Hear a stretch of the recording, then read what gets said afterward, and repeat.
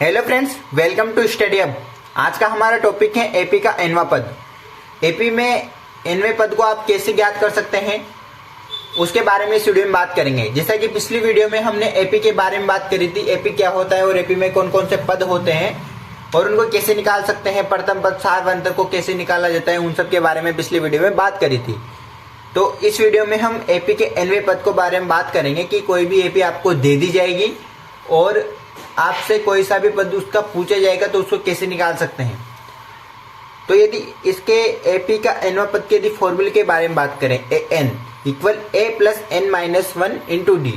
तो यदि आपसे जैसे a5, a6, a4, a3, a10, a11 कोई भी पद यदि आपसे पूछा जाता है तो आप इस फॉर्मूले को यूज करके एपी का nवां पद ज्ञात कर सकते हैं। जहां पर फॉर्मूले में आप a देखें तो ये प्रथम पद होता है और n जो पद आपसे पूछा गया है, यदि आपसे पूछा गया है पांचवा पद ज्ञात करो तो ये n की वैल्यू 5 हो जाएगी इस तरह से। और यहाँ पर डी सार्वंतर होता है डी। तो अब क्वेश्चन के बारे में बात करें कि क्वेश्चन कैसे सोल्व करेंगे। तो क्वेश्चन होगा आपके पास एपी 2, 7, 12 का 10वां पद ज्ञात करो। अर्थात आपको ये एपी दे दी गई है और आपसे पूछा गया है कि इसका 10वां पद ज्ञात करो।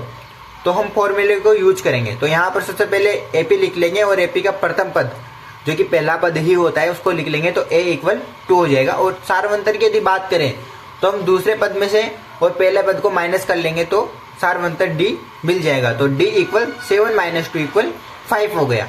तो इस तरह से a और d तो फाइंड कर लिया है। अब अपन एपी का 10वां पद ज्ञात करेंगे। तो एपी का 10वां पद a10 इक्वल a प्लस यहाँ पर n की वैल्यू 10 रख देंगे तो 10 माइनस 1 इंटू डी। तो यदि 10 माइनस 1 को सोल्व करेंगे तो 9 आ जाएगा। तो a प्लस 9d हो जाएगा। अब इसको सोल्व कर लेंगे। यहाँ पर a की वैल्यू 2 थी जो हमने निकाली थी और यहाँ पर d की वैल्यू 5 थी। तो यदि इसको आगे सोल्व करें तो 2 प्लस 9 इंटू 5, 2 का 2 एज इट इज, प्लस का प्लस एज इट इज, और 9 इंटू 5 को आप सोल्व करेंगे तो क्या आ जाएगा 45। और जब आप 2 और 45 को ऐड करेंगे तो आपका 47 यहाँ पर आंसर आ जाएगा। तो एपी का 10वां पद आप इस तरह से ज्ञात कर सकते हैं।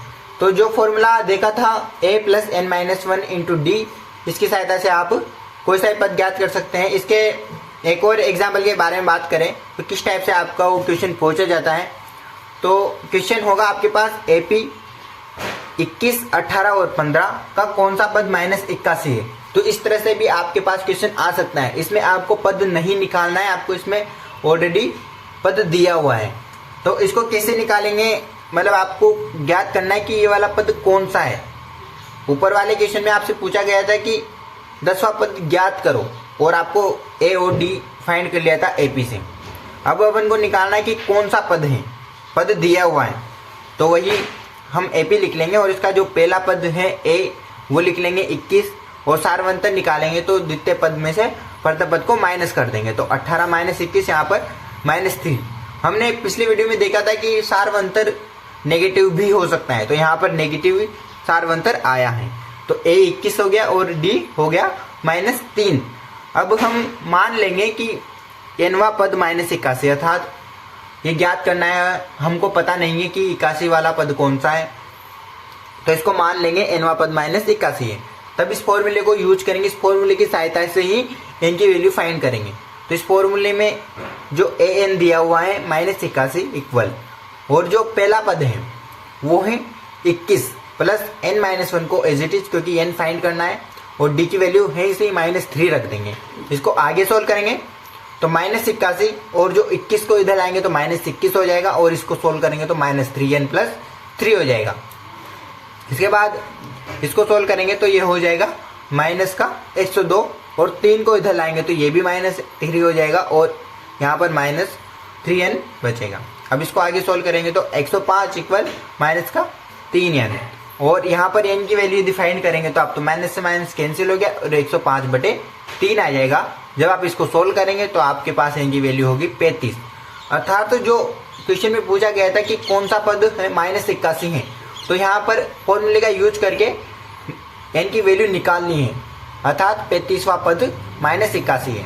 तो इस तरह से भी आप क्वेश्चन को सोल्व कर सकते हैं कि पद दे दिया है और आपको पूछा गया है कि n की वैल्यू ज्ञात करो या ज्ञात करो कि ये कौन सा पद है।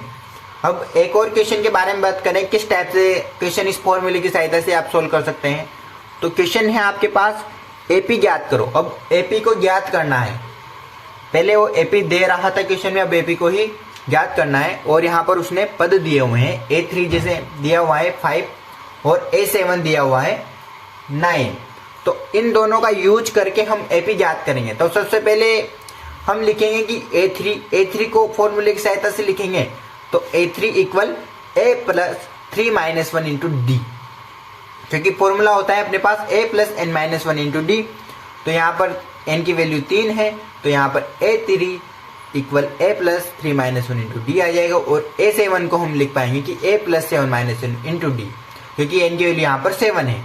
अब A3 दिया हुआ है 5 और A7 दिया हुआ है 9, तो यहाँ पर 5 लिख देंगे और इसको आगे लिखेंगे तो A प्लस 2D हो जाएगा, 3 माइनस 1 2 हो गया, और यहाँ पर 7 माइनस 1 6 हो गया, तो 9 इक्वल A प्लस 6D हो गया। तो इनको इक्वेशन 1 और इक्वेशन 2 दे देंगे। अब इक्वेशन 1 और 2 को सोल्व करेंगे। इसको आप, ये बिल्कुल सिंपल सी इक्वेशन है, कोई से भी विधि से आप सोल्व कर सकते हैं। विलोपन विधि, प्रतिस्थापन विधि, जैसे पिछली वीडियो में बात करी थी इनके बारे में, उनकी सहायता से आप इसको सोल्व कर सकते हैं। तो यहाँ पर A और D की वैल्यू निकाल लेंगे, इनको सोल्व करके A इक्वल 3 और D इक्वल 1 आ जाएगा।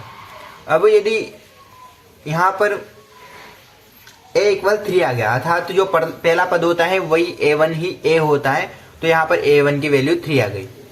अब A2 कैसे निकालेंगे। A2 निकालने के लिए हम जानते हैं कि यदि आप पहले वाले पद में D को जोड़ दें तो आपको दूसरा पद मिल जाएगा। तो A2 के लिए आप A1 में D जोड़ देंगे, तो D है अपने पास 1, तो 3 में जब 1 जोड़ेंगे तो यहाँ पर 4 A2 आ जाएगा। और A3 निकालने के लिए A2 में 1 जोड़ देंगे अर्थात D जोड़ देंगे, तो यहाँ पर 5 आएगा।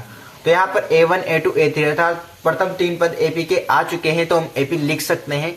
AP हो जाएगा यहाँ पर 3 4 5, और यही आपका आंसर होगा। तो इस तरह से आप कोई भी 3 पद ज्ञात कर लेंगे पहले, तो आप AP लिख सकते हैं, और इस फॉर्मूले की सहायता से ही आप ये ज्ञात कर पाएंगे। तो हमने देखा एक फॉर्मूले की सहायता से अलग अलग टाइप के क्वेश्चन आ सकते हैं और हम उनको सोल्व कर सकते हैं। तो आई होप आपको समझ में आया होगा, और इस वीडियो में इतना ही। बाकी नेक्स्ट वीडियो में नेक्स्ट टॉपिक के बारे में बात करेंगे, वो भी AP से ही रिलेटेड होगा। तो थैंक यू सो मच।